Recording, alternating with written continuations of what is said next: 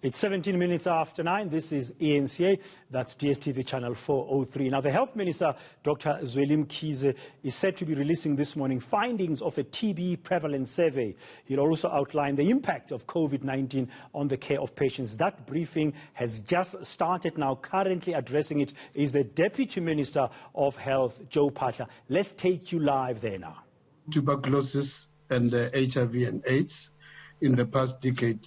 But we appreciate the fact that more still need to be done in tackling these twin epidemics and contributing towards a healthy and long and healthy life for all South Africans. We believe that through partnerships and collaborative efforts with various government departments and agencies, and also other stakeholders, partners, such as the WHO, the Human Science Research Council, NICD, the Medical Research Council, NHLS, and others who participated and contributed during this survey. The management of tuberculosis in South Africa will remain a mission which is manageable. It will remain a mission possible that we can be able to overcome this challenge and save more lives. The objectives of this first ever National TB Prevalence Survey was to determine the true burden of tuberculosis through bacteriological assessment amongst population aged 15 years and older. The advent of COVID-19 pandemic has affected everyone everywhere, including access to essential treatment and essential services, and also adherence to life-saving treatment. This poses a serious threat on our gains, as some people avoided public spaces, including also health facilities, especially during the early months of the pandemic, more so during the hard lockdown towards the end of March, the whole of April, going through into May. Because people feared that going into public spaces, congested places like clinics and hospitals may expose them to the virus. We have done a lot of work in our response to COVID-19, and I have no doubt that some of the interventions which we have developed in terms of dealing with COVID-19 can also enhance TB and HIV services. We can use some of these interventions, such as contact tracing and community networks developed for COVID-19 screening, to also support tuberculosis and HIV follow-up and screening. We should also consider expanding TB screening and testing services in order to identify missing TB patients, and including those who have been lost, to follow up and link them to care. In other words, we are saying that we must make use of this challenge of COVID-19, as much as it has cost a lot in terms of loss to follow up, many people not coming for treatment. Now that we are in the new normal, let us use the new normal also, the experiences of the new normal, to now jointly tackle COVID-19 and also TB and HIV. We should also consider expanding TB screening and testing services in order to identify missing TB patients, those who have been lost to follow-up, as I've said. In conclusion, Program Director, I wish to appeal to all the partners and stakeholders, including civil society organizations who have worked with us during this difficult period, but more especially during the survey itself, that those who have worked together, that now that the report has been released, you've been with us from the inception of the survey. What we need now is continued partnership as we work towards the implementation of the recommendations of this report, because only when we work together can we be able to conquer. We know this very well. We've got a lot of experience as South Africans. Thank you very much.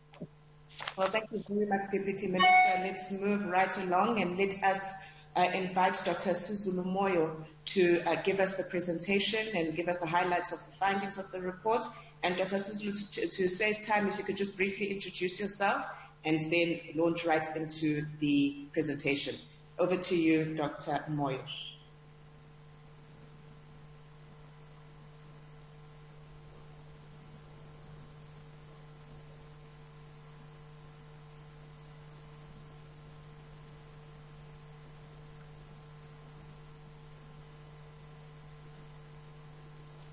Thank you very much, Program Director.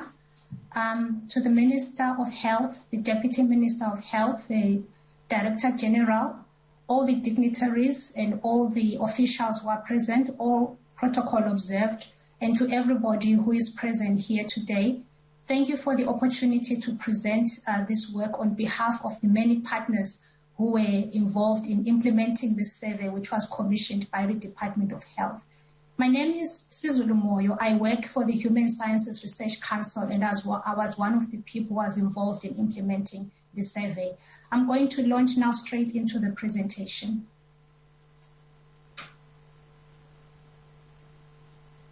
I'm trying to put, okay. So the aim of the survey was to enhance tuberculosis control in South Africa by informing the TB control program about the epidemiological situation of the disease in the country and offering insight on ways in which it could be better controlled. The objectives were to estimate the prevalence of bacteriologically confirmed disease in adults 15 years and older. We also wanted to identify the extent to which people with TB or with symptoms that are suggestive of TB seek care, and if so, from which healthcare provider. In terms of the methodology, we followed the standardized World Health Organization methodology, and in this slide, I'm showing you a map of where we worked. We used multi-stage cluster sampling to select 110 clusters, which are distinct geographic areas across the country. You can see them as represented as the red dots across all the 9 provinces of South Africa. We targeted 55,000 individuals, 15 years and older. This was determined by a prior estimate that would give us a national estimate for the country in South Africa. In terms of the procedures that we undertook, we started off with enumeration at the household level, as per the standardized WHO protocols. We then went on to administer an individual questionnaire to those that we found to be eligible to participate in the survey at the household level.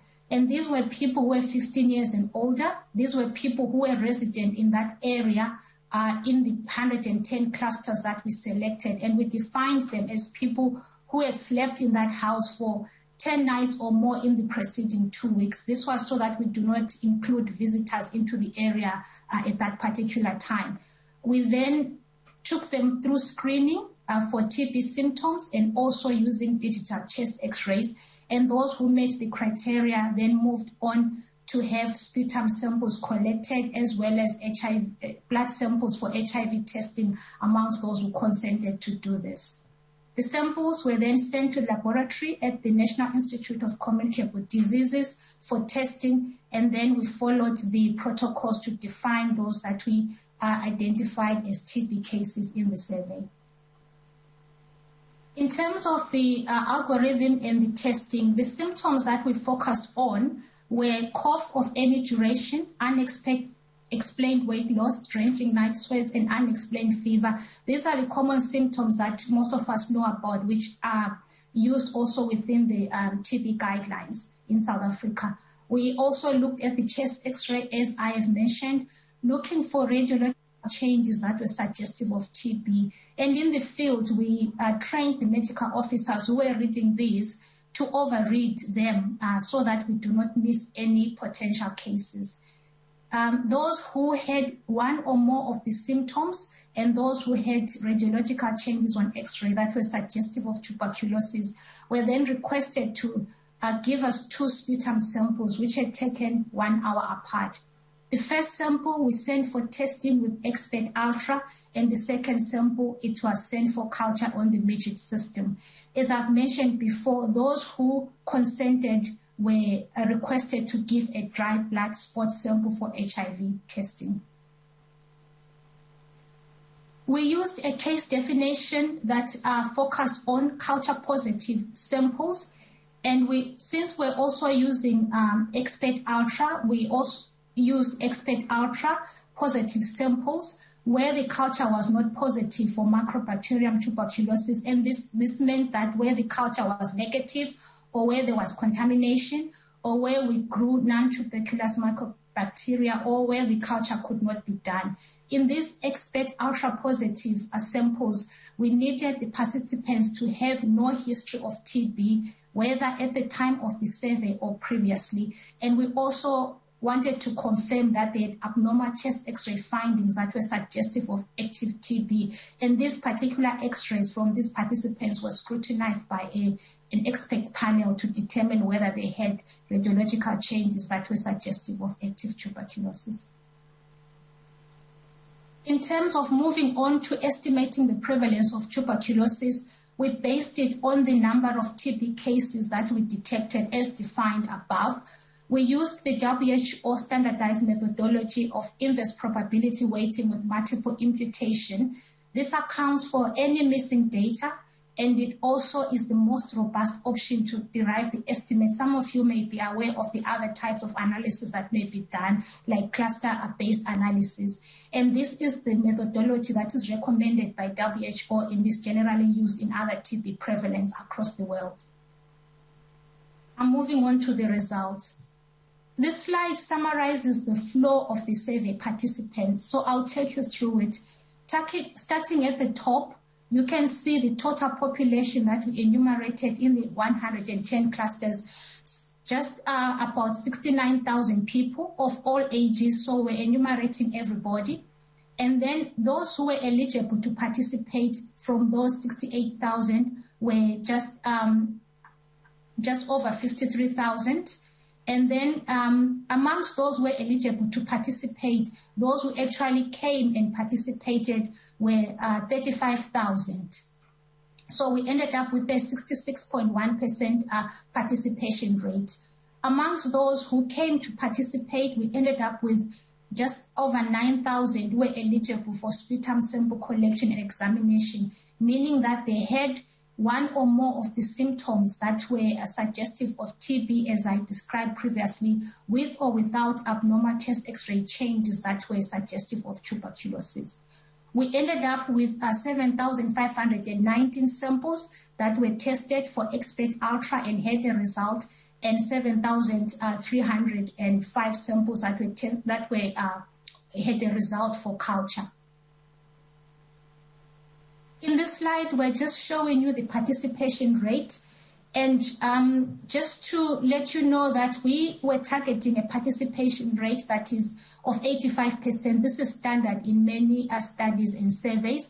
And this is represented by the green line that you can see on the slide. Our average participation rate, as I've mentioned before, we ended up with 66.1%, which is represented by the red line. Now, looking at this graph, we see the participation rate as a percentage, and at the bottom, you can see the number of clusters. This is just the consecutive numbering of the clusters from where we started to where we ended. The red dots represent the clusters that were situated in the rural areas, and the blue dots represent the clusters that were situated in the urban areas. And we can see from here that we had lower participation in the urban areas when compared to the rural areas. I'm now showing you participation by age and by sex. So if you look at the graph, you can see the age groups at the bottom, 15 to 24, 25 to 34, and so on. And then we can see the participation rate. The green line represents the target participation again as before. And then we've got the two lines. The blue line represents the participation rate amongst males, and the red line represents the participation rate amongst females. we can see that across all the age groups, participation was higher in females than in males. We can also see that participation was lower in people who were younger, being lowest amongst males who were aged 25 to 34, with higher participation rates in people who were older, 65 years and above. So if you remember from the flow diagram that I presented, we had the people who were the people who participated were taken through symptom screening and also chest X-ray screening. In this slide, we present the findings amongst those people that were screened, the 35,000. So being a survey that we're conducting at a community level, the majority of the people had no symptoms, they had no of TB, and they had no chest X-ray abnormalities that were suggestive of TB. However, we can see that 10% of all the survey participants had an abnormal chest X-ray that was suggestive of TB only, meaning that they did not have any symptoms, but only radiological changes that were suggestive of tuberculosis.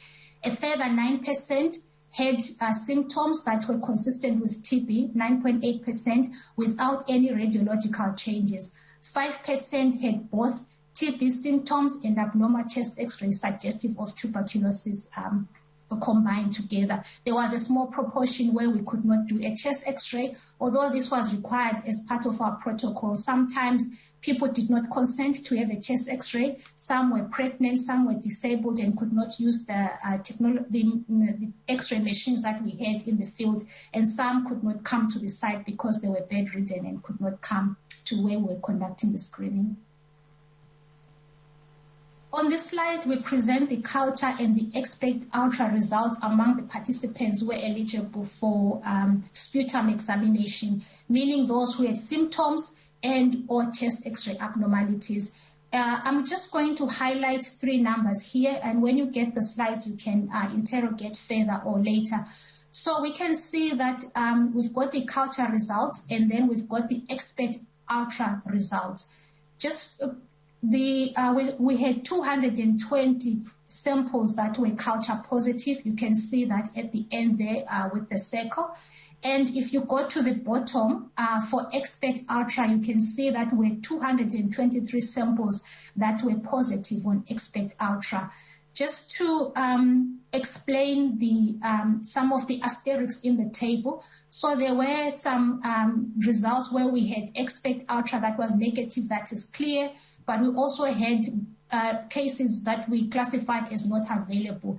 And this was when the expect ultra result was invalid or when the sample was not processed. For culture, we had a positive, a negative result, and then we also had culture other, which referred to cases that were contaminated, cases that grew non-tuberculous mycobacteria, and cases that were not processed for culture because they were not there or for whatever reason. Now on this slide, we present the cases that we defined as our survey cases, the ones that we used to then come up with the estimates for TB prevalence. If you remember, our case definition was about the culture positive cases and also the expect ultra positive cases who had no history of TB before, and also where the chest X-ray was scrutinized by an expert panel and considered to have active TB at the time. The 220 culture positive cases are clear. You may recall them from the previous slide. And all those were expert positive and then did not have a positive culture as well. We then scrutinized them. The total was 79. Amongst those, 49 reported that they had no history of TB. They'd never been diagnosed with TB at the time of the survey or before. And a further 30 reported that they had, let me correct myself, 49 said that they had a history of TB in the past, and these were regarded as not being a case definitely. And then a further 30 had no history of TB. And then we scrutinized the chest X-rays of these, and we ended up with 14 cases that we considered to be to have active TB on chest X-ray. And these were added to the 220, and we ended up with 234 cases in this survey.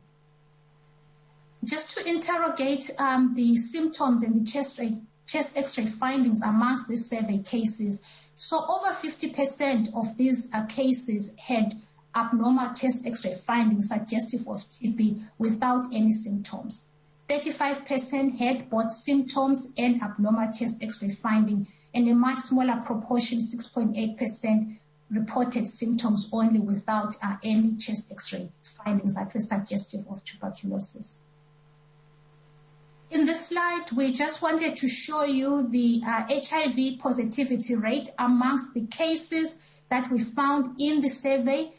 Being a household and community-based setting, we compared that to those cases that we defined as the program cases. These were cases that we defined as already having been on treatment at the start of the survey. So if you can just focus for now on the two rows at the bottom. So we start off with the survey cases. We had 234, as we've reported before. Those with a non-HIV status were 191. And then if you move on further down that row, you can see that we had 55 that were HIV positive. And if you work out the percentage, it was 28.8%. If you compare that to those cases that were already on treatment at the time of the survey, the HIV positivity rate, which is the bottom row, was 58%. Also important to mention on this slide is that of the 107 survey cases without TB symptoms and a known HIV status, most of them were HIV negative. Now we come to the estimation of the prevalence.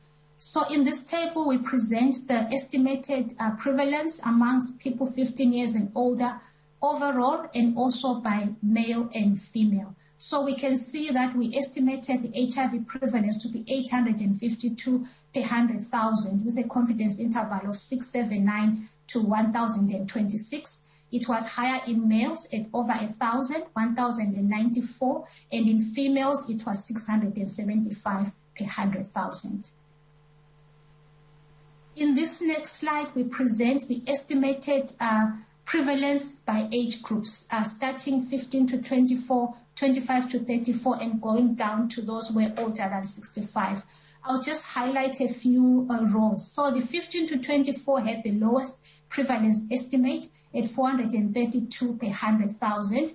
Then we move on to the 35 to 44, it was over 1,000, so over 1%. We're looking at 1,107 per 100,000. And also in those who were 65 years and older, the prevalence was also over 1,000, 1,104 per 100,000 population. You can see the 95% confidence intervals presented as well. So using these estimates from the 15 years and older, we then used the WHO recommended methodology to estimate the prevalence of TB in the country for all forms of TB and all ages. And this was estimated to be 737 per 100,000 population.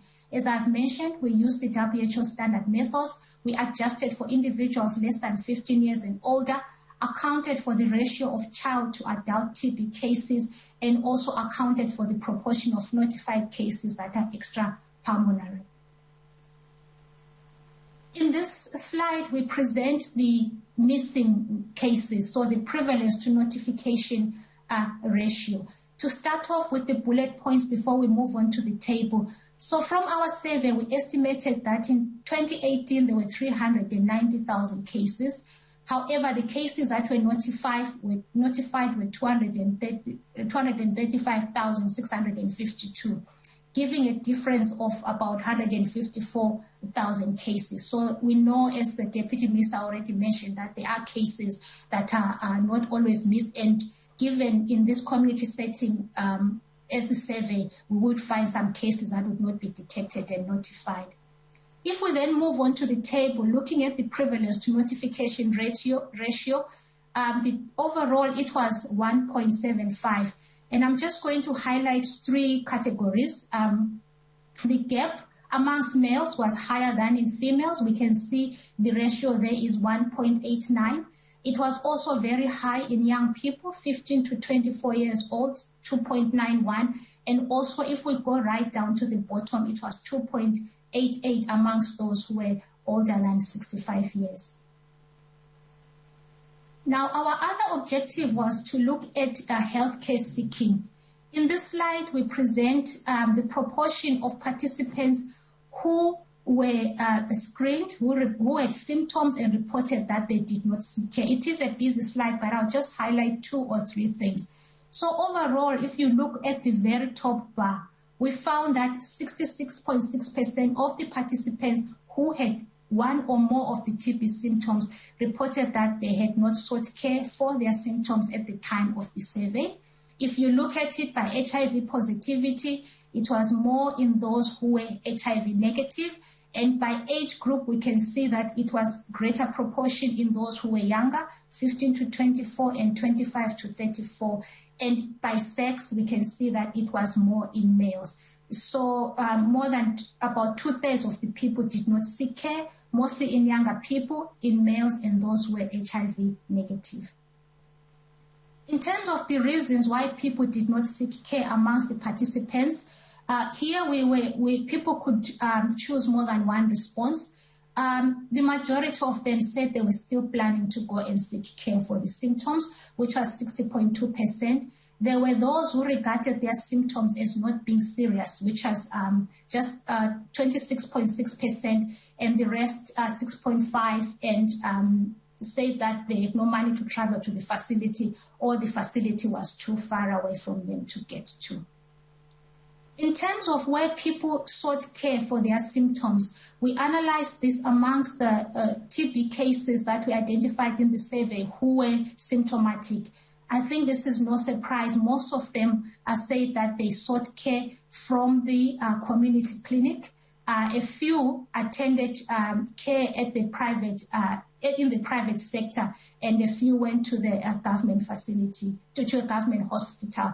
Just to note that amongst these cases, 42% of those who were diagnosed with TB in the survey had sought care, meaning that the remainder had not yet sought care for their symptoms.